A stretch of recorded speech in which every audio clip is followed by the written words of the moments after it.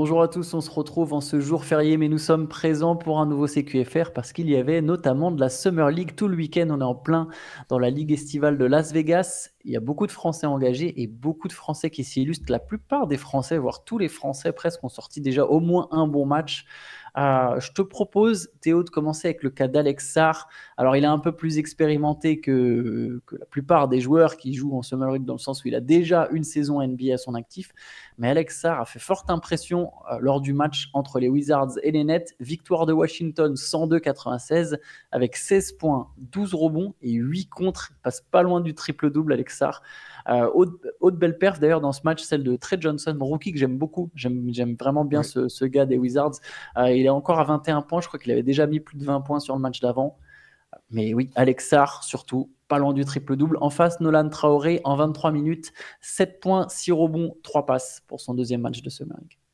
Ouais, pour Alex, bon, bah, c'est pas si étonnant que ça. Même j'étais un peu surpris finalement de le voir même participer à la Summer League. Je pense qu'il fera pas toute la Summer League hein, de toute façon. Mais tu sentais qu'il y avait peut-être la volonté de se venger un petit peu de sa Summer League ratée l'an dernier, qui avait beaucoup fait parler parce que voilà, il avait commencé avec deux matchs catastrophiques en termes d'adresse. Mais ouais, 8 contre. Ça, bah, en fait, il confirme un petit peu. Au bout du compte, il a confirmé tout au long de la saison, et là encore une fois, le potentiel qu'on voyait. Qu'on voyait, c'est cette équipe des Wizards, je leur dis, hein, je pense qu'elle sera pas bonne dans le sens où les résultats, je pense, seront pas forcément là, mais elle devrait être vraiment, vraiment sympa à voir évoluer. Ouais, bah, il y a que des jeunes, quoi. Il y a pas mal, Ouais, enfin, ouais. il y aura McCollum et Chris Middleton, mais il y a pas mal de jeunes, effectivement. D'ailleurs, la plupart des rookies sont là, hein. Enfin, des rookies de l'an dernier. Le Keyshawn George, il est là. Bob Carrington, il est là. Il joue, c'est vrai qu'il joue. Pour Alexa, je pense qu'il y a, une fois que tu es là, que tu es présent, montrer, non, mais les gars, ça, c'est pas mon niveau, en fait.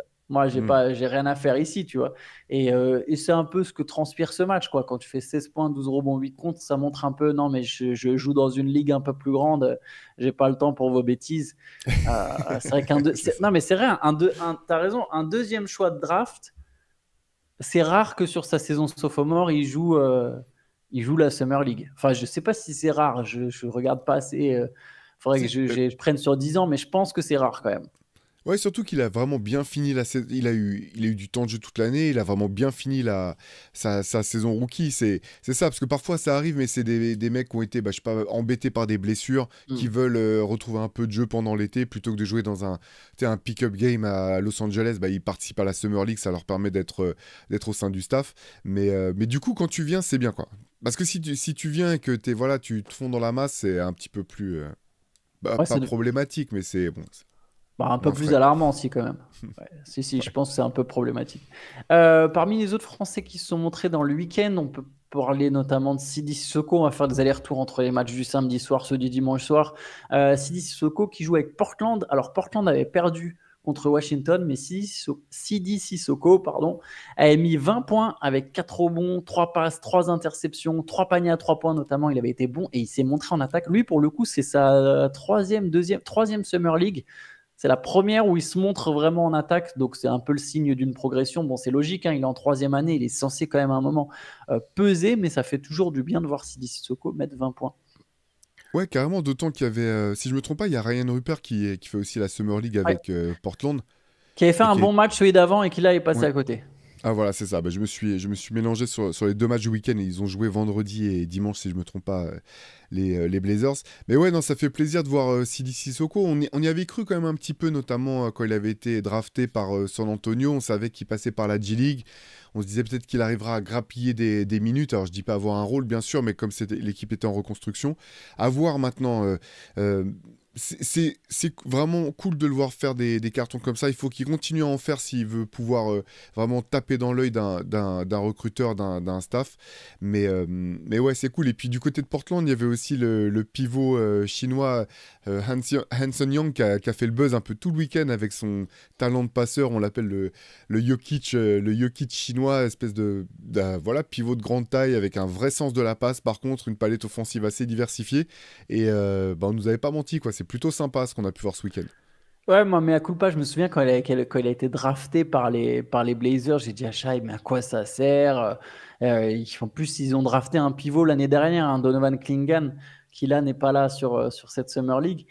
Et c'est vrai que par contre, je sais pas du tout ce que ça va donner en NBA, mais ses highlights sont assez cool quand même. À Young, il fait plein de trucs différents et quasiment tout. Et il a le sens du spectacle, quoi. Ces highlights, tu les vois, c'est pas des petits paniers, plein de beaux paniers, de belles passes. Il a fait 2 matchs à 10 points, une fois 5 passes, une fois 3 passes. À chaque fois, il y a des contres. Il prend des rebonds, il tente des tirs à 3 points. Et bon, il a un profil assez intriguant quand même, Young. C'est vrai qu'il faut le souligner. Rupert, je t'ai dit, il a fait un bon match d'avant. C'est le match d'avant où il avait scoré, mais je me souviens plus exactement combien, mais je crois qu'il a mis une vingtaine de points. Il y a Béranger encore qui a joué, Johan Béranger qui a mis 7 points, 7 rebonds, 1 contre en 21 minutes avec Minnesota. 2 sur 3 Avec au tir, je encore. crois. Ouais, c'est ça. Efficacité maximale, ouais. Avec encore un bon Shannon Junior, là. Ça fait 2 fois lui pareil. C'est histoire de montrer, tu sais, il est sophomore. En plus, lui, c'est un sophomore âgé. C'est vraiment. Ou sophomore ou troisième année, je me souviens plus. Je crois que c'est Il va sophomore. être sophomore. Ouais, c'est ça, il Il va être était rookie cette sophomore. année, il était plus vieux qu'Anthony Edwards. Ah, il a mis 24 points, 7 rebonds sur le match d'avant. Il avait fait 20 points, 9 passes. Pareil, c'est histoire de montrer ici, les gars, c'est pas ma cour, quoi. Il y a 15 points, 9 passes de Dillingham aussi. Voilà, il y a un petit noyau dur de jeunes, alors de jeunes role players, mais qui est intéressant du côté de Minnesota. Je les trouve cool. Je pense qu'ils auront un peu plus de temps de jeu petit à petit, ces gars-là. Mais je pense qu'il va même avoir carrément plus de temps de jeu, hein, parce qu'avec le départ de Nickeil Alexander-Walker, ils vont avoir besoin de lui. Et puis il a montré des choses, même parfois sur des courts passages en playoff. Et je trouve qu'il a montré qu'il était prêt à jouer, quoi. Donc c'est parfait pour les Wolves. Ah, moi, j'avais dit direct, je crois. Quand on avait parlé de la free agency, je t'avais dit, c'est pas très grave. Il va pas faire comme Alexander Walker, mais il est bon et il va avoir sa Il peut place. jouer, ouais. Ouais, il peut jouer. Il peut jouer. Mais même Dillingham, je pense qu'on le verra un peu plus. Et Béranger, Ouais. finalement, ce qui monte sur la Summer League, alors ça restera un projet long terme et tout, mais ça te montre qu'il a déjà il a clairement le profil ciblé. Genre, tu sais, quand tu draftes un joueur, tu te doutes qu'il a un certain profil, mais tu sais pas tout de suite si ça va se retranscrire ou pas. Alors, on ne sait pas en NBA, mais en Summer League, directement, il monte, bah voilà, je suis grand, j'ai de la taille, je suis athlétique, je vais pouvoir jouer le rôle de ce pivot moderne qui protège le cercle, qui roule vers le cercle, etc. C'est exactement ce qu'il fait finalement sur la Summer League, quoi. Ce qui est parfait, c'est qu'en fait, il sait vraiment quel est son rôle. Il joue uniquement dans son rôle et il le joue très bien.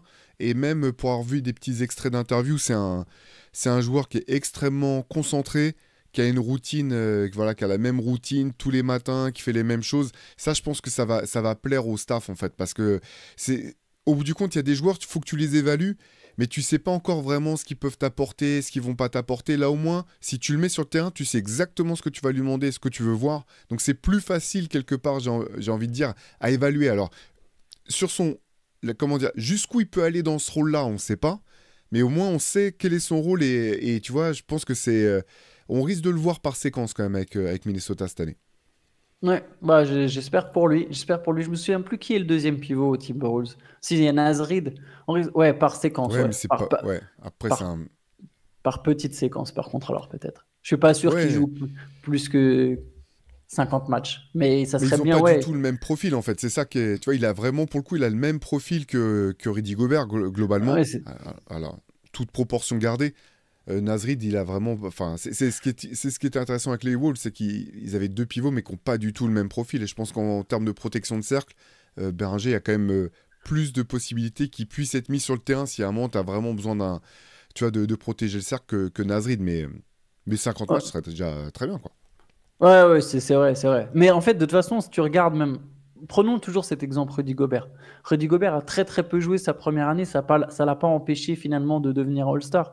Par la suite, je ne dis pas que Béranger va devenir All-Star, mais Béranger, il peut très très très peu jouer cette saison. Je pense qu'il va très peu jouer, pour être honnête. Je pense qu'il va très très peu jouer, Ouais. essentiellement en J-League. Et par contre, au fil des années, gagner peut-être dès la deuxième saison, l'objectif c'est justement d'avoir ces 10 minutes constantes en NBA et ainsi de suite. Et c'est fort pour un mec qui fait du basket depuis pas très longtemps. Tu peux voir déjà une trajectoire où lui, à un moment, dans le pire des cas, ça va être un backup NBA, tu vois. Genre dans le pire des cas, peut-être Béranger, il va jouer 15 minutes d'ici dans un futur pas si lointain, quoi. Et qui Ouais. sait jusqu'où ça peut aller. Mais ouais. Maxime Reynaud aussi s'illustre pas mal si on reste sur les Français. Il a fait quand même déjà 2 bons matchs. Sur le deuxième, il a mis 17 points avec 5 rebonds, pardon, 8 sur 15 au tir. Les Kings qui avaient profité aussi des 30 points de Devin Carter, qui est quasiment rookie. Hein. Il est sophomore, mais il a très peu joué, si je ne dis pas de bêtises. Je crois qu'il était rookie l'an dernier. Des fois, je confonds un peu ceux qui étaient rookie, sophomore. Ouais. Mais il a très très peu joué l'an dernier. Il a même 30 points. Et Maxime Reynaud, il monte des choses en attaque. On en parlait un petit peu avant de commencer le CQFR. Je pense que c'est vraiment parfait ce qu'il est en train de montrer, parce que quand tu es un deuxième tour, quand tu es prêt au deuxième tour, c'est que l'équipe finalement fait un pari, mais un pari pas très risqué, et c'est limite, c'est bon, si ça paye pas, c'est pas si grave, quoi. Et là, je trouve que c'est vraiment intéressant sur les 2 matchs qu'il a joué, montrer qu'il avait pas peur du moment, qu'il savait qu'il pouvait mettre des points, montrer de la diversité aussi un petit peu offensivement dans ce qu'il pouvait apporter. Et je trouve que c'est vraiment parfait. C'est vraiment parfait. Finalement, cette équipe des Kings, on ne sait pas ce qu'ils font, faut être honnête. On ne comprend pas quels sont les objectifs. Je serais même incapable de dire à coup sûr quel sera le 5 de départ pour leur premier match de la saison régulière l'an prochain. Et du coup, limite dans ce bordel, c'est bien qu'ils se montrent. C'est bien qu'ils se montrent, parce que vraiment, tu peux te retrouver sur les tablettes du club en disant non, bon, on sait pas encore où on va. Par contre, lui, je pense que c'est vraiment une bonne pioche pour nous. Il faut qu'on le garde dans l'équation. Donc j'espère qu'il va continuer sur les prochains matchs à alimenter la marque, à se démarquer du reste des joueurs. C'est vraiment important pour lui. Ouais, parce qu'en plus, là, je viens de me mettre l'effectif des Kings sous les yeux. Il a un seul concurrent en tant que pivot backup, c'est Drew Eubanks, qui jouera sans doute au début, et encore, c'est pas dit, c'est même pas dit, ça dépendra peut-être de la pré-saison du camp d'entraînement, mais c'est pas le vétéran NBA le plus fort. Je vais le tourner comme ça. Maxime Reynaud, c'est vrai, il se montre. Il est déjà prêt, je pense, pour jouer en NBA, physiquement parlant. Façon de parler, évidemment, mais il a 22 ans, tu vois, c'est pas non plus un mec de 18 piges. Il est dans un rôle où tu sais que tu peux apporter quelque chose avec des 3 points. Lui, pour le coup, je serais moins surpris, tu vois, si on le voyait vraiment par séquence, tu vois. Ouais, Je pense que Maxime Reynaud, il a... Ouais. Après, ils sont ouais, je pas le suis même d'accord. âge, ils sont pas dans le même poste, c'est pas la même équipe non plus. Enfin, c'est Ouais, pas c'est ça, les équipes comparable n'ont avec pas les mêmes Béranger, quoi. objectifs, quoi. Mm, mm. Exactement. Il n'y a pas la même concurrence, mais ouais, il a une carte à jouer. C'est un mec drafté au second tour, et tu le disais à juste titre avant le CQFR. Tu disais, si tu es un mec drafté au second tour qui se montre en Summer League, ça a plus de poids déjà. Tu peux être déjà en train d'essayer de gagner une place finalement. Ouais, c'est clair. Et ce qui est intéressant, c'est que Drew Eubanks, qui est un bon backup, hein. Moi, c'est plutôt un joueur que j'aime bien, tu vois, dans le rôle de backup. Ils ont pas du tout le même profil. Et c'est ça qui est intéressant, c'est qu'effectivement, il a un joueur en concurrence sur son poste, mais pas du tout dans le même profil. Et s'il continue de montrer qu'il peut être adroit comme ça, c'est vraiment, je pense, le meilleur chemin pour gagner des minutes avec cette équipe des Kings. C'est de montrer, voilà, que tu peux donner du spacing. C'est une équipe qui en manque énormément, en fait, de joueurs qui peuvent vraiment écarter le jeu un petit peu. Alors, on sait bien que les défenses vont pas réagir vont pas se précipiter pour le couvrir. Que si c'est un pivot drafté au second tour qui rentre sur le terrain, vont pas, voilà, ça va pas déformer la défense comme ça. Mais s'ils commencent à en mettre avec régularité, c'est vraiment intéressant pour Sacramento. En face, il y avait Noah Essengé qui s'est bien repris. Il a fini avec 12 points, 10 rebonds, Ouais. double-double, 4 sur 10 au tir. Il manquait d'adresse à 3 points, mais Noah Essengé, voilà, qui rebondit bien après un premier match un peu plus délicat. Je ne sais pas si tu veux dire quelque chose sur Essengé. Non, mais comme toi, en Ou... fait, c'est que c'était bien de le voir rebondir. Parce que le premier, tu sens que c'est le premier match, il y a trop de choses, il y a plein de choses qui jouent. Et le deuxième, en plus, vraiment pareil aussi en jouant sur les qualités qui sont les siennes, athlétiques. Voilà, c'est bien pour le coup qu'il ait vraiment pu rebondir rapidement. En autre français, allez, si on reste vraiment sur les Français, je crois qu'il y a Noah Penda qui jouait Il a la été nuit. excellent hier. Ah, il Excellent, a ouais. fini avec 9 points, 14 rebonds, 2 passes, 3 interceptions. Ouais, voilà. Pareil, il montre tout ce qui va plaire à cette équipe d'Orlando. On l'avait dit quand il était drafté. Je pense que c'était le fit parfait. Alors, c'est une équipe qui va être fit parfait. C'est une équipe qui va être ambitieuse, donc il n'y aura pas tant de minutes que ça à aller chercher. Mais par contre, son profil, je pense, colle parfaitement avec ce que recherche Orlando. Il est polyvalent, il joue extrêmement dur. C'est un battant. Il va taper dans l'œil du staff. Ça, c'est sûr et certain. L'autre rookie, d'ailleurs, le Jazz Richardson, le fils de Jason Richardson, a mis 19 points. Les deux, Penda et Richardson, ont fait des bons matchs, Mm. deux bons matchs de Summer League sur leurs 2 premières sorties. Ça va plaire, tout ça au Magic. Et effectivement, Noah Penda, en plus, il est vraiment dans le moule d'Orlando, tu sais, de joueur d'Orlando. À voir quel sera son rôle, mais c'est bien pour lui d'être déjà prêt. sait pas trop finalement sur les jeunes Français. Tu vois, tu le disais, Alexar était passé à côté de sa Summer League. Tu sais pas toujours où les situer à ce moment-là de leur carrière par rapport à. Alors, j'ai pas envie de dire du jeu NBA, c'est de la Summer League, mais effectivement, Penda, tout de suite, tu arrives, tu te montes, c'est toujours plutôt cool. Je crois qu'on a fait le tour des Français. Je réfléchis, j'en ai sans doute oublié un. Non, même pas, je crois pas, hein. Je crois Ah, si, il Il n'y y avait avait pas comme pas Dadier, tellement de matchs. Ah oui, les Français pas comme de New York, ouais. Dadier, pas comme Dadier et Mohamed Diawara. Ouais. Bah, Là, c'était. c'était Ouais, moins je sais bien là, pas sur le si. match d'hier. Je Un te peu donne les. anecdotique, quoi. Ouais, Ouais, ouais. vas-y, tu peux donner les stats, peut-être, ouais. Ouais, bah, 7 points à 3 sur 11 pour Dadier, qui avait fait un bon match celui d'avant. Et Diawara, là, il finit avec 5 points, 3 rebonds sur ce match-là que les Knicks ont perdu contre les Celtics. Je- Ouais. Après, il y avait un autre événement en Summer League ce week-end. C'était Mm. le duel entre Cooper Flag et Dylan Harper. Premier match de pré-saison de Summer League pour Dylan Harper. Deuxième pour Cooper Flag, qui avait visiblement volonté de se racheter sur son mauvais match en termes d'adresse, parce qu'il avait fait plutôt un bon match, et au scoring, on va dire. Donc, la victoire est revenue aux Spurs de Dylan Harper. Cooper Flag a mis 31 points. Et Dylan Harper a fini avec 16 points, 6 rebonds, 2 passes, 2 interceptions en seulement 19 minutes. Pas mal aussi pour. En fait, les deux ont séduit finalement sur cette rencontre entre les deux meilleurs premiers choix, en tout cas les deux premiers choix de la draft.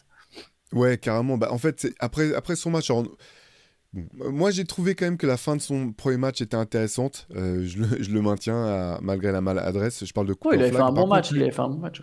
lui-même avait tout de suite avait dit que c'était peut-être l'un des pires matchs qu'il avait fait parce qu'il avait effectivement pas du tout été bon en termes d'adresse. Moi, ce qui m'a plu, c'est la manière dont il a rebondi. Et là, il a joué beaucoup avec la balle. C'est lui qui montait la balle par moment. Il a joué des pick and roll. Et j'ai l'impression que ce que tu disais un petit peu, Antoine, on a vu de la part des deux joueurs ce qu'on voulait voir. Euh, la polyvalence, encore une fois, de Cooper Flag est son atout principal. Et c'était vraiment intéressant de le voir autant balle en main, jouer les pick and roll, organiser le jeu un petit peu pour son équipe, créer pour les autres.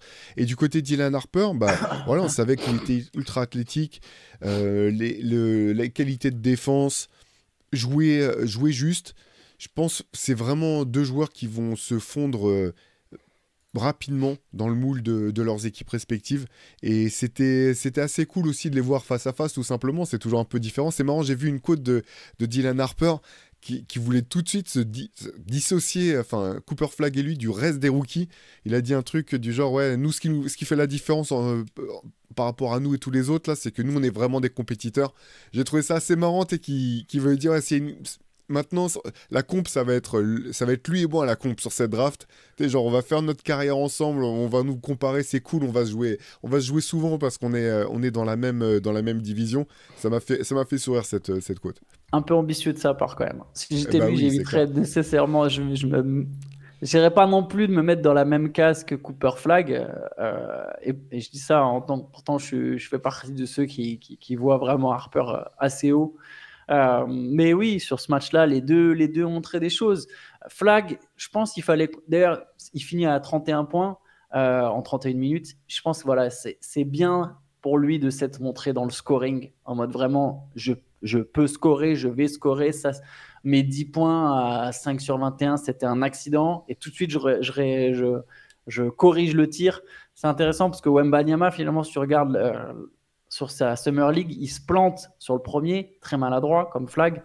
On avait vu des belles choses comme Flag, tu vois, mais sur le truc le plus visuel, les points, il s'était planté et il se rattrape direct. Et là, c'est pareil avec Flag qui était dans le scoring. Et pour Harper, tu te dis, le mec, premier match de Summer League, il revient de blessure, il arrive, il met 16 points en 19 minutes. Tout de suite, c'est intéressant. Il y a un autre joueur qui est intéressant. Alors, il fait 0 sur 7. Hein. Et je sais que tu l'aimes bien, et moi aussi, je l'aime bien passer par Arizona. C'est Carter Bryant. Et d'ailleurs, il a gêné Flag.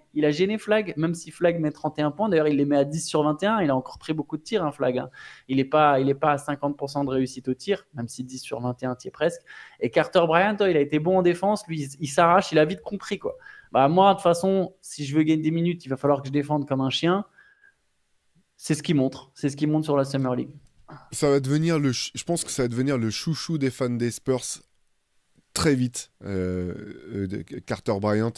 Alors, je sais pas quel type d'opportunité il aura sur le terrain, sur sa saison rookie, je pense qu'il en aura, mais par contre, ouais, moi j'aime beaucoup défensivement, il est hyper long, le personnage même est hyper attachant, hein, si, je vous invite à aller regarder un petit peu son histoire personnelle, et il y a des choses vraiment, vraiment touchantes de ce côté-là.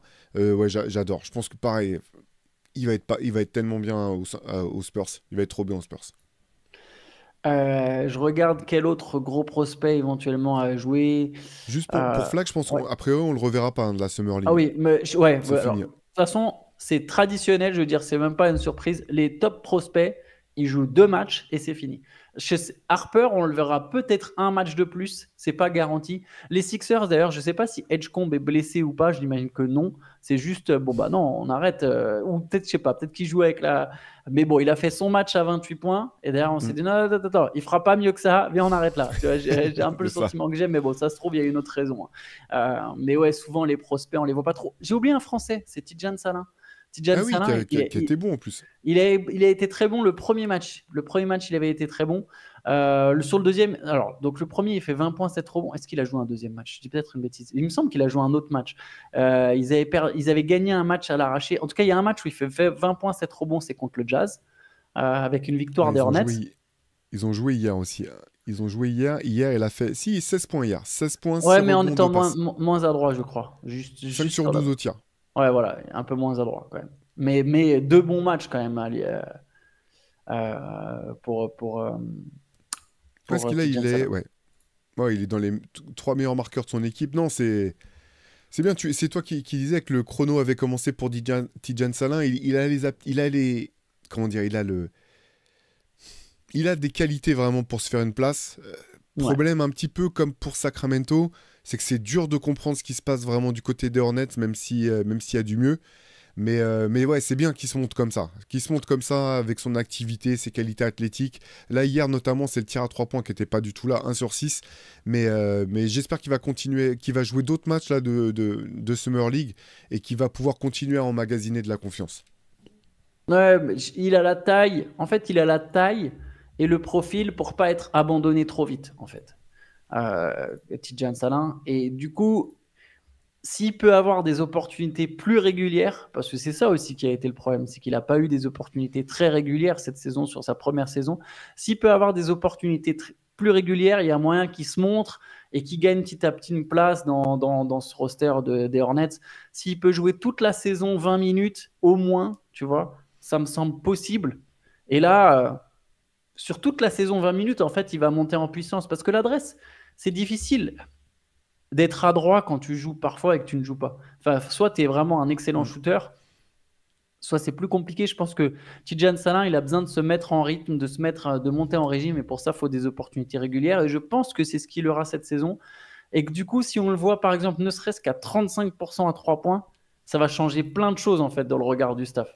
Parce que là, d'un coup, c'est plus, ouais, j'ai mon grand qui fait des efforts, tout ça, c'est cool, tu vois, mais pour vraiment s'imposer dans un projet, tu vois. C'est mon grand qui est mobile et qui est à 35% à 3 points. Et j'ai l'impression que là, la perception, elle change complètement. Et je pense que c'est tout à fait atteignable pour Tidjane Salin cette saison. Je pense que les blessures de Lamelo Ball ne l'aident pas aussi. Parce qu'en fait, c'est un meneur vraiment très particulier. Je pense que il gagne. En fait, plus Lamelo Ball sera sur le terrain enfin, moins il manquera de matchs, plus ça sera à l'avantage de Tidjane Salin, je pense. Parce qu'au moins, tu sais quelle va être ta structure de jeu. Tu sais à peu près quels vont être tes spots. Et Lamelo Ball, qui est pas forcément un de mes joueurs préférés, mais qui a un vrai talent de passeur, je pense que ça lui simplifierait la vie aussi s'il y avait de la stabilité de ce côté-là pour Tidjane. Complètement, complètement. Je te propose qu'on ferme la case Summer League. Juste, ouais, il y avait Ouais, Jacques Sionis qui avait fait un match à 24 points, c'était avant-hier. Il y a eu ouais. Rich Ron Shepard qui Holland. avait fait un bon premier match aussi. Les deux matchs, il était à 20 points ou plus, Ok. Shepard. Il y a Ron Holland aussi qui a fait 28-11. Voilà, là, on parle de sophomore. Chez les sophomores, on sait aussi que. Comment il s'appelle? J'ai un trou. Jalen Wells, Oui, oui. qui avait Bien fini revenu de blessé en blessure. plus, bien revenu, ouais, sur les deux Mm. matchs de Summer League, il est au-dessus du niveau. Donc voilà, il y a pas mal. Il y a Kelly Ware qui avait fait 24 points, 9 rebonds aussi, je crois, sur le match d'hier soir. Bon, pareil, c'est des sophomores, mais voilà, c'est toujours bon de dominer en tant que sophomore. Je te propose qu'on passe à 2 petites news. Allez, on peut commencer avec les Bucks, avec Cole Anthony, qui a été coupé par les Grizzlies, c'était attendu. Il devrait s'engager avec Milwaukee. Qu'est-ce que ça t'inspire? Est-ce que même ça t'inspire quelque chose, une signature de Cole Anthony du côté de Milwaukee? Si, je trouve ça super en fait. Je trouve ça très très bien. J'avais pas. On nous posait la question dans un des CQFR, je crois, du week-end peut-être, de savoir quel serait le meilleur arrière sur les postes arrière, qui serait le mieux pour venir aider cette équipe des Bucks. Et Cole Anthony, je trouve ça vraiment très bien parce que ça va amener de la défense. C'est un joueur qui peut tenir un rôle dans cette équipe. Et ça amène du caractère aussi. Moi, je trouve que ça serait effectivement un très bon scénario pour les Bucks. Je crois que la question, c'était surtout via un trade, hein, parce que je pense que c'était pas forcément pour les buyouts. J'ai réfléchi d'ailleurs à cette question. Moi, je trouve ça cool, évidemment. Cole Anthony, c'est un bon joueur, mais ça va pas changer quoi que ce soit, je pense, pour Milo. Enfin, ça va pas changer. Ça élargit ta rotation, hein, mais ça n'est là. En fait, Cole Anthony qui vient, ça veut dire que Bradley Beal, il vient pas. Et que Chris Paul, il vient pas. Alors que Chris Paul, j'aurais préféré Cole Anthony que Chris Paul, de toute façon, je pense, à ce stade de leur carrière. C'est très dur ce que je viens de dire, mais je pense sincèrement. Je dis pas que Cole Anthony est un meilleur joueur que Chris Paul aujourd'hui, c'est pas sûr. Par contre, sur la Cole Anthony, tu sais que si tu le fais pas jouer, c'est pas grave. Si tu décides pendant 15 matchs que tu fais pas jouer Cole Anthony va pas taper à la porte du GM en mode qu'est-ce qui se passe. Chris Paul, s'il vient, faut qu'il ait un rôle, faut qu'il ait des minutes et du coup, il faut qu'il soit bon. Ce qui est peut-être oui, peut-être qu'il serait très bon, mais ça devient une nécessité. Tu vois, sinon, tu peux pas d'un coup bencher Chris Paul complètement, le couper. Cole Anthony, s'il passe à côté pendant quelques matchs, c'est pas la mort. Tu vois, il y a pas Mm. d'urgence. Mais donc, du coup, ça enterre aussi. Je pense que Bradley Beal, il viendra pas. Je pense que c'est acté. Et du coup, Cole Anthony, c'est ta recrue sur les postes extérieurs. Il va être remplaçant. Tu restes très léger, en fait, sur les postes extérieurs. En fait, je voudrais rajouter que moi, il n'y a pas un scénario dans lequel je Oui, vois les Bucks être une ouais. équipe qui va jouer quelque chose, en fait. Donc, je trouve ça très bien pour l'effectif, parce que voilà, c'est un bon joueur. Mais en fait, à part si tu arrives à faire venir Jokic et, je sais pas, ou Wembanyama, je vois pas de scénario, en fait, pour les Bucks dans lesquels ils vont se dire on a une chance d'aller en finale NBA. Donc, c'est pour ça que je trouve ça bien, Cole Anthony, mais il y a pas, même Bradley Beal, ça fait pas un contender pour moi à coup sûr à l'Est. Après, t'es pas obligé de jouer. Enfin, l'objectif, ça peut pas être que les finales NBA, mais oui, quand tu as Yanis. Tu vois, Ouais, si tu analyses cet effectif des Bucks, mm, il y a que. Si tu prends la première option, il y a que 3 équipes qui ont une première option aussi intéressante. Il y a les Nuggets avec Jokic, il y a les Lakers avec Luka Doncic, et il y a le Thunder avec Shai Gilgeous-Alexander. La différence, ces 3 équipes, elles jouent à l'Ouest, mais la différence, c'est que ces 3 équipes, tu peux les classer comme des candidats au titre, et c'est pas le cas des Bucks en fait. Parce que si tu regardes au-delà, si tu prends au-delà de cette première option, il n'y a pas de deuxième option, il n'y a pas de troisième option. Tout le reste de ton 5 majeur, c'est intéressant, hein, Miles Turner, Kyle Kuzma, Kevin Porter, Gary Trent, c'est sympathique, mais il n'y en a aucun qui est ni une deuxième ni une troisième. Tu es avec des quatrièmes, voire des cinquièmes options. Donc direct, tu as un gap. Si tu regardes dans les 3 équipes que j'ai citées, derrière le Thunder, juste en dessous, tu as Jalen Williams. Aux Lakers, tu as LeBron James.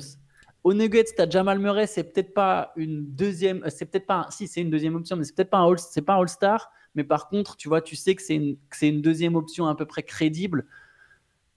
Pardon, je vais m'embarquer dans un truc long, désolé Théo. Si tu fais des tranches, imaginons que 1 à 15 en NBA dans la hiérarchie, c'est première option, et 15 à 30, c'est deuxième option. Jamal Murray, il est peut-être 33e meilleur joueur de la NBA, tu vois. Il est borderline deuxième option, il est fort quand même, tu vois. Si tu prends les Bucks, leur deuxième meilleur joueur, si c'est, je sais pas, Miles Turner, il est peut-être 48e ou 50e meilleur joueur de la NBA, tu vois. Tu es tout de suite sur une tranche bien au-delà, t'es au-delà des troisièmes, tu es dans le truc des quatrièmes options. Et si tu regardes le banc, pour revenir sur Cole Anthony, tu vois, AJ Green, Cole Anthony, euh, c'est des joueurs cool. Je peux mettre Bobby Portis, évidemment, Gary Kuzma, Harris. faut mettre dans la liste. Non, mais des mecs sur le banc. Je prends des Ah, remplaçants, il sera ah titulaire, oui, Kuzma. pardon. Tu vois, sur les remplaçants, par exemple, je prends les 2 derniers champions NBA. Alex Caruso, il sort du banc, il pourrait être titulaire dans la moitié des équipes NBA. Cason Wallace, il sort du banc, il serait titulaire avec un vrai rôle dans beaucoup d'équipes NBA. Je prends les Celtics, Peyton Pritchard, il serait titulaire dans certaines équipes NBA. Al Horford, il serait titulaire dans certaines équipes, dans pas mal d'équipes NBA. Tu vois, c'est des remplaçants, mais c'est pas des huitièmes hommes. J'ai l'impression qu'à Milwaukee, tu as plein de huitièmes hommes intéressants. Genre, ouais, AJ Green, il est cool, mais c'est un huitième homme. Cole Anthony, il est cool, mais c'est un huitième homme, tu vois. Et du coup, l'effectif, voilà, il y a des déséquilibres. Il commence à être plus profond. Il y a pas mal de joueurs intéressants. T'as au moins 8-9 mecs qui sont intéressants, mais il n'y a pas assez. Il manque des cases, tu vois. C'est comme ça que je vois les Bucks. Il manque des cases, il manque des trucs. L'effectif est trop faible. Cherche pas. L'effectif est trop faible. Et Cole Anthony, je pense que il peut être mieux qu'un huitième homme. Pour le coup, je le préfère à des joueurs que les Bucks avaient déjà. En playoff, en fait, en saison régulière, il l'est, mais en playoff, jamais. Après, il a fait que 2 campagnes de playoff, mais Non, mais ils je ont parle. tous. Ouais. Ouais, mais oui, par rapport aux Mais autres joueurs quel des Bucks. joueur des Bucks est meilleur en playoff? T'as vu l'effectif, franchement, Antoine? Bah, Gary Trent, il a déjà fait des meilleurs playoffs que Cole Mais Anthony et de très oui, loin. Et les même derniers Kevin playoffs, il Porter. était très bon. Mais il a aussi fait des playoffs où il était catastrophique, Gary Trent. Oui, bien sûr, Avec mais Cole Toronto, il y a Anthony, des on parle playoffs, de il deux était points, pas bon, quoi. on parle de 2 points par match quand même, tu vois, en playoff. On parle d'un mec qui joue plus, qui a 2 points par match, c'est 20%. C'est quand même pas le cas, tu vois. Avec Toronto, il était à 15 points par match en playoff, Gary Trent. Il est maladroit, mais il est à 15 points, tu vois. Et ouais, Euh, défensivement, il était comment? oui, mais enfin, tu vois, c'est quand même pas la même chose. Tu ne peux pas comparer, tu vois. Il a quand même été plus performant. Non, mais c'est. Ok. Pour te dire, et en plus, le pire, c'est Gary Trent, je l'aime pas. Pour de vrai, je l'aime Mais pas. moi, je compare pas les deux joueurs, hein, parce que Mais tu m'as dit Gary Trent. Tu vois, mais il y en a d'autres de cette équipe. L'équipe elle est trop faible, quoi. ah oui, non, je sais pas si elle est trop faible. Elle est trop faible pour jouer. En fait, à chaque fois, ça dépend de ce que tu places. On va pas, enfin, on pourrait refaire d'ailleurs. J'ai pensé à ce que j'aurais dû dire. J'aurais dû, pour le Bucks, j'aurais dû dire, bah ok, regarde maintenant, on échange Yanis contre Dylan Harper, Jeremy Sohan, Harrison Barnes, c'est 5 premiers tours de draft. Et qu'est-ce qui se passe pour Milwaukee dans 4 ans? J'y ai pensé après, tu vois. Bien sûr que l'équipe, elle est trop faible pour jouer le titre. Elle est trop, en l'état, les Bucks, elle est trop faible pour jouer le titre. Mais l'équipe elle-même, elle n'est pas trop faible. Une équipe trop faible, c'est Charlotte, c'est Parce que... Washington. Mais ce que Elle, je veux dire, c'est.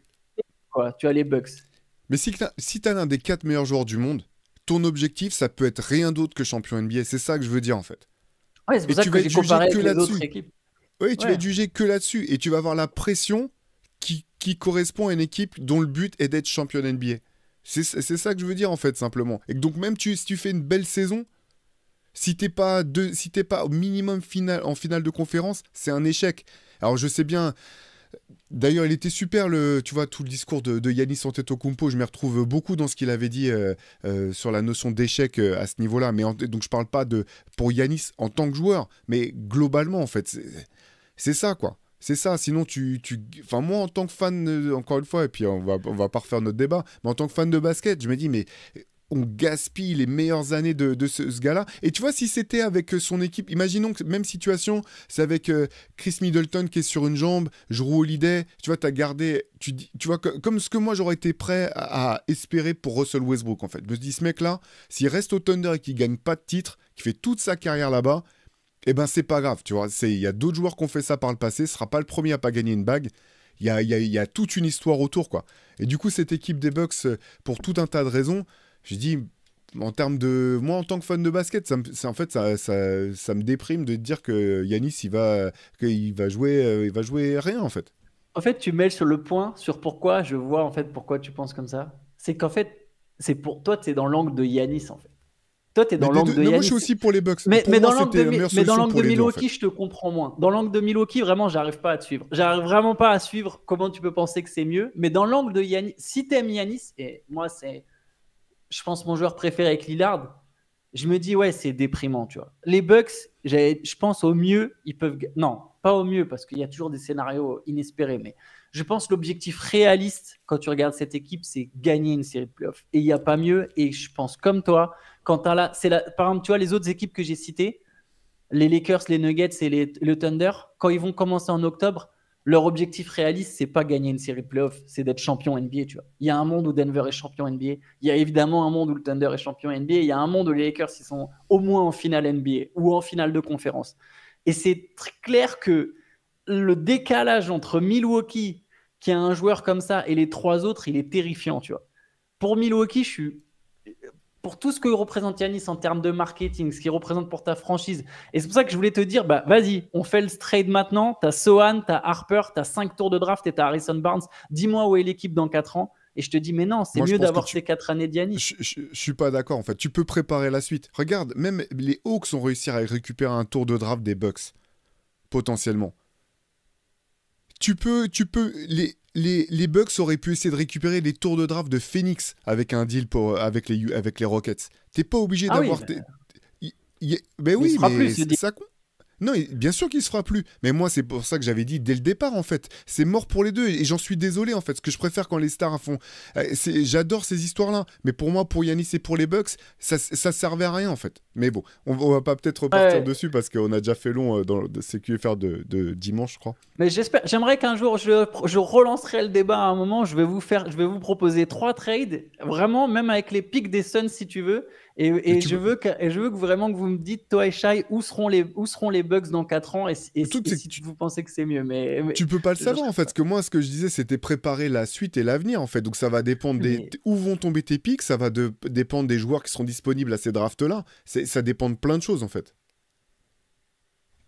on le gardera pour plus tard. Mais Ok. encore une fois, si je suis toujours dans ce truc de oui, mais t'as pas tes pics. Donc vraiment, je vais vous proposer le truc. Bah Mais tu voilà, vas avoir des maintenant pics vous avez. d'autres équipes mauvaises, en fait. C'est ça que je te dis. Les Suns, c'est pas dit qu'ils soient mauvais si Yanis il est envoyé aux Rockets. Pour l'instant, dans ce cas-là, les Suns, ils ont Devin Booker et Kevin Durant. Les Suns, l'an prochain, ils vont pas, à part un coup de chance à la loterie, ils vont pas piocher Mais, dans le top mais, 5. mais les Rockets, ils en avaient plusieurs des pics des Suns. Ils en ont Il n'y deux. en avait pas qu'un. Ils en ont deux. Ils en Ah, ont t'as deux. deux bonnes chances. Qu'est-ce qui. Ah, Ça va ouais, être ouais, je trop long. sais. On refera ça une Ouais, prochaine fois, hein, mais mais avec plaisir. c'est Avec pas la plaisir. même chose, tu vois, que si t'es les Bucks, c'est que tu finis. Encore une fois, je pense que pour une fanbase, allez, pardon, j'arrête là-dessus, mais il n'y a rien de pire que de récupérer le premier choix de draft et l'envoyer ailleurs. Et si t'es fort et que tu as eu le premier. Mais non, par définition, si t'es fort, tu n'as pas le premier choix de draft. Mais si tu es très faible, que tu as le premier choix de draft et que tu l'envoies ailleurs et que l'année d'après, tu te dis ah putain, on va encore gagner que 20 matchs parce que du coup, on n'a pas pu drafter le premier choix. Mais c'est cool, on Mais a eu le attends, huitième choix des Suns. ils sont pas protégés, les pics Et de non, Milwaukee? c'est ce que je vous dis depuis le début. Ils ne sont pas Mais protégés. Tu vas donner tous tes faut qu'on en premiers reparle une choix. prochaine fois, Antoine. Mais ouais, oh, pardon, j'arrête là-dessus. Mais si, par contre, il y a un truc sur les Bucks. Ah, on peut peut-être garder pour plus tard, ça va être long. J'ai réfléchi un peu à la question du gars sur quel mec ils peuvent faire venir, tu sais, en cours de saison, parce qu'ils ont encore 2 pics qu'ils peuvent donner. Ils ont encore 2 pics qu'ils peuvent donner et Kyle Kuzma. Et j'ai essayé de réfléchir et il y a quand même beaucoup de mauvaises options en fait. Par exemple, tu peux être tenté d'aller faire des Rosanne et je pense que c'est une très mauvaise idée, tu vois. Tu peux faire des Rosanne. Alors, des Rosanne, tu ne donnes peut-être pas des 2 premiers choix. Allez, si je te lance sur un truc, ça... pardon, Théo, on fait plus long, je pense que c'est pas très grave. Est-ce que tu trouves que Trey Murphy, faut que les Pelicans acceptent? C'est un gros si. Je pense que les Pelicans le font pas. Faudrait qu'il y ait un scénario un peu catastrophe, mais Après, les Pelicans, ils peuvent le faire, hein, visiblement. avec Joe Dumars, on sait jamais. Mais il faut que tu lâches tes 2 pics, je pense. Je pense que les Pelicans, la seule condition pour qu'ils acceptent éventuellement, c'est que tu donnes 2 choix du premier tour, les 2 qui te restent en tant que Milwaukee. En plus, ils sont lointains. C'est 2031-2032. Donc pour les Pelicans, tu vois, il y a peu à avoir le truc de toute façon, ils vont se foirer avec Yanis. Faisons-le. Donc Trey Murphy et 2 pics contre Kyle Kuzma. Et donc tu as Moi, Trey Murphy en Mhm. plus. Vas-y. Mais je pense que malheureusement, Trey Murphy, tu as besoin d'un mec qui a la balle. Et si le mec qui a la balle, c'est toujours Kevin Porter Jr., c'est problématique, tu vois. Mais voilà, tu aurais Trey Murphy et peut-être la meilleure option que j'ai trouvée avec toujours CJ McCollum. Mais bon, enfin, il n'y a pas Moi, un deal qui fait bouger le. j'adore Trey Murphy, hein. Je trouve c'est un super joueur. Je pense encore qu'il a un cap à passer. Si je suis Milwaukee, je donne aucun pic pour rien. Il n'y a pas Ouais. un scénario qui va permettre de propulser cette équipe et d'en faire un champion NBA. Et tu peux pas faire comme te retrouves dans la même situation que les Lakers après avoir fait venir Anthony Davis, parce que ça sera pas ça ta situation. Et je continue à le dire, les Lakers sont payés très cher pour avoir Anthony Davis. Ils ont été champions NBA. Donc tu dis c'était peut-être trop cher payé. Ils ont été champions NBA. Donc pour moi, limite, ça valide quasiment tout. Là, Milwaukee, il n'y a pas un deal qui leur permettra de faire ça. Moi, je donne aucun pic. J'essaie de récupérer le plus de pics possible. Je fais comme OKC, comme, je sais pas, toutes les équipes qui ont tout vendu pour essayer de récupérer le maximum d'assets, le maximum de pics, du maximum d'équipes potentiellement, en me disant, de toute façon, pour 3 ans, c'est mort. Il faut qu'on prépare la suite. Moi, c'est bon. Je tiens à dire ce qui avait fait une grosse différence pour OKC, c'est que justement, ils ont pu drafter aussi leur propre pick. Ils n'ont pas envoyé Chet Holmgren ailleurs, tu vois ce que je veux dire? Oui, mais t'es pas obligé de tout faire. En fait, ça se fait pas forcément la première année, en fait. Ça se trouve, l'an prochain, tes pics ils seront rendus disponibles pour X raisons. Ils auront été transférés à une autre équipe Ouais. qui aura intérêt à passer un deal avec toi. Oui, Il n'y a pas de raccourci pour Milwaukee. C'est ça, en fait, que je veux dire. De toute façon, il n'y a pas de raccourci. de toute façon, comme le disaient très bien des gens en commentaire, et bien sûr, et je l'avais même déjà cité, et on a même dans le CQFR de dimanche, on l'avait dit, c'est tu peux toujours récupérer tes pics éventuellement en bazardant un des assets que tu récupères en échange de Yanis. Il y a toujours des routes, tu vois, mais Hmm. c'est pas le plus simple. Et par contre, et je te rejoins tout à fait hein, je vois pas un trade là en cours de saison prochaine qui fait des Bucks un candidat au titre. Moi non plus, je pense pas. Et du coup, je te rejoins, c'est trop. Enfin, si tu envoies ton pic 2031 et 2032, donc c'est swap en 2031, je crois, et le 2032, t'es quoi? T'es bien derrière t'es même derrière le prime de Yanis, en fait, de toute façon. Donc même si tu avais encore Yanis, tu serais derrière son prime. Ouais, ça peut être. Si tu Ça, fais pour le ça, coup, c'est aussi du suicide. c'est que tu sais que t'es un GM qui sait qu'il sera plus là en 2031-2032, qu'il va y avoir rien à foutre. Je tente le maximum maintenant pour faire plaisir à la fanbase et aller au bout de mon contrat. Et après, tu sais que tu seras plus là, quoi. Allez, pardon, je suis désolé, j'ai refait long sur Milwaukee, mais je vais tenter de vous piéger. Je vous proposerai des deals. Vous me direz ce que vous en pensez. Il y a quand même une dernière petite info et c'est marrant, ça concerne Milwaukee. C'est Damian Lillard. Enfin, ça concerne Milwaukee. C'est un joueur qui était à Milwaukee. Damian Lillard, Jason Tatum essaye activement de le recruter du côté de Boston. Et apparemment, les Celtics auraient une vraie chance de signer Lillard. C'est marrant parce que tu m'avais posé une question. Est-ce qu'une équipe si Lillard est titulaire quand il revient donc à 37 ans, dans un an, dans la saison d'après, dans 2 saisons, s'il revient, est-ce que tu vois cette équipe être candidate au titre? Ma réponse est toujours non. Mais est-ce que du coup, moi je te la repose à toi-même. Est-ce que Lillard, White, Brown, Tatum, dans un an, tu te dis, avec deux gars qui reviennent de rupture du tendon d'Achille, est-ce que tu te dis que ça joue le titre? Alors, paradoxalement, j'avais pas du tout pensé aux Celtics quand on s'était posé la question. Et c'est un des effectifs pour lesquels je trouve ça aurait beaucoup de sens. Mais le problème, c'est dans quel état sera Jason Tatum. Parce qu'en fait, offensivement, je me fais pas tant de. J'ai pas tant de questions sur le niveau offensif qu'aura Jason Tatum après son retour de blessure. Il est jeune, je pense qu'on retrouvera ce Jason Tatum niveau All-Star. Par contre, défensivement, je sais pas si on retrouvera le même Jason Tatum. Quand tu regardes, alors Klay Thompson était plus âgé, il avait enchaîné 2 blessures graves, mais il est passé d'être défenseur d'élite à limite à se faire exploiter défensivement. Kevin Durant, qui est peut-être le joueur qui était le mieux revenu d'une rupture du tendon d'Achille, a plus jamais été le même défenseur malgré tout. Alors il y a aussi l'âge, encore une fois, c'était des joueurs qui étaient plus âgés. Et donc tout ça en fait me fait me poser la question pour Damien Lillard parce que je pense pas que tu puisses il faut vraiment que tu puisses compenser fort défensivement, tu vois, l'état de santé, l'état de forme dans lequel sera Damien Lillard. Donc, je suis pas sûr. Mais ça dépend. Il y a tellement d'incertitudes parce que Boston, on n'a aucune idée du roster qui sera le leur dans un an. Donc, sur le papier, malgré tout, tu vois, c'est une option que je trouverais vraiment intéressante parce que en, euh, même s'il devait sortir du banc, tu vois, en fonction de l'effectif qu'auraient les Celtics, je sais pas, alors c'est sans doute très subjectif, mais ça aurait de la gueule. Et tu t'attendrais plus de Damian Lillard qui t'apporte ce qu'il t'apportait jusque-là. Et je pense qu'il pourrait être bon dans ce rôle-là. Ouais, moi aussi, je trouve que ça aurait de la gueule, en fait. Tu aurais un shooter de plus dans ce système de Joe Mazzulla. Je pense que Lillard, ça serait assez incroyable à 3 points. Cette équipe, elle serait par contre beaucoup plus tournée vers l'attaque que ce qu'elle ne l'a été. Et c'est vrai que là, sur les derniers champions, on n'a pas une équipe qui a un joueur aussi faible que Lillard en défense. Et je pense qu'il va être encore plus faible à son retour, du coup, parce que 37 ans, parce que tendon d'Achille, et que du coup, tu as besoin de le masquer. Il faut que tes 4 défenseurs autour soient extraordinaires. Et pareil, Tatum, il y aura la même problématique. C'est comme tu as dit, il revient du tendon d'Achille. Est-ce qu'il va être aussi fort défensivement? Parce que sinon, ouais, ça risque d'être limité. Mais je trouve aussi que ça a de la gueule et que c'est cool, quoi. Mm. Je suis prêt à voir ce que ça donne, sachant qu'ils le payeront sans doute pas très cher. Il est payé 22 millions par Milwaukee. Il va toucher moins de 20 millions avec Boston, quoi. Il touchera peut-être, je sais pas, 12 millions la saison. Peut-être ils lui proposeront quelque chose comme ça. J'ai dit un chiffre au pif. Euh, Pourquoi pas? Mais bon, à voir, à voir. Ça peut être intéressant. Euh, Carrément. on, On termine là. Ah non, juste un petit mot de l'Eurobasket féminin chez les U18. C'est ça. La France qui avait perdu en demi-finale contre l'Espagne. Théo. Ouais, scénario comme avec les seniors, quoi. Un début de match, alors soit catastrophique de la part de la France, soit stratosphérique du côté de l'Espagne. En gros, elles se sont retrouvées tout de suite menées d'une dizaine de points. Elles ont fait l'effort pour revenir plusieurs fois, revenir à -2, mais elles n'ont jamais réussi à repasser devant. C'est finalement l'Espagne qui s'était imposée, l'Espagne qui termine championne d'Europe sur la catégorie U18. Par contre, les Bleuettes ont bien rebondi dans le match pour la troisième place face à l'équipe de Belgique. Il y a eu un premier carton très accroché. Et derrière, les Françaises ont vraiment su faire exploser cette équipe de Belgique sur les deuxième et troisième cartons. La Belgique avait décidé de défendre en zone, ce qui avait été une bonne option parce que la France était très maladroite à 3 points. Par contre, les Françaises, elles ont vraiment parfaitement su attaquer cette zone en la jouant de l'intérieur.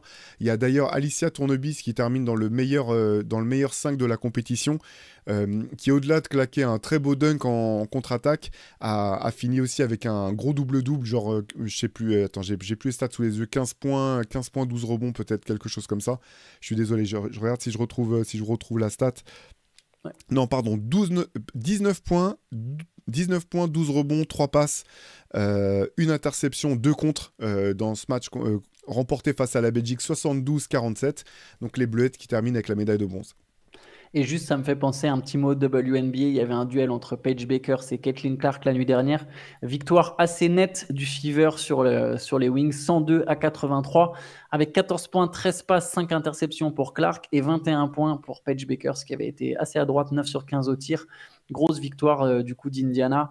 Les Françaises ne sont pas particulièrement mis en avant sur les matchs de la nuit, mais voilà, il y avait Marine Johannes qui a joué, Gabby Williams, Leila Lacan. Voilà, il n'y a pas eu de carton particulier, mais voilà pour la WNBA. On va s'arrêter là-dessus. On a fait très long. Je suis désolé, c'est de ma faute sur Milwaukee. Je vous embête avec mes trucs sur les Bucks. C'est marrant, c'est que c'est une franchise que je n'aime pas du tout au passage. je trouve les maillots dégueulasses. Là, c'est assez marrant que j'essaye de défendre cette équipe tant bien que mal. On se retrouvera évidemment demain pour un nouveau CQFR. Je réfléchis, j'ai oublié quelque chose. Oui, je voulais vous dire aussi, pensez justement à ce débat sur les Bucks. Il a commencé hier, donc allez jeter un œil. On a quand même fait un double CQFR du week-end. Il y en avait un, pas du week-end, hein, les CQFR du samedi, celui où on répond à vos questions, on en a fait 2. On a fait un samedi, un dimanche. Voilà, donc si jamais vous avez manqué ce contenu, c'est de là d'où vient ce débat sur les Bucks et sur Giannis Antetokounmpo. Je pense qu'on aura d'autres occasions d'en reparler parce que mine de rien, Giannis Antetokounmpo, il peut encore demander son trade cet été. Hein. C'est pas écrit dans le marbre, c'est pas gravé dans le marbre. Plutôt, je crois que c'est ça l'expression. Même si j'aime bien écrit dans le marbre, c'est pas mal aussi. C'est plus dur, mais... c'est un peu plus compliqué. C'est pas gravé dans le marbre que Giannis Antetokounmpo de toute façon ne demande pas son trade et ça pourrait arriver d'ici, je sais pas, en fin août. On n'est pas à l'abri du Stamsbomb. Giannis Antetokounmpo has asked for his trade. Donc voilà, à suivre tout ça et nous on se retrouve demain. Bonne journée à tous. Ciao.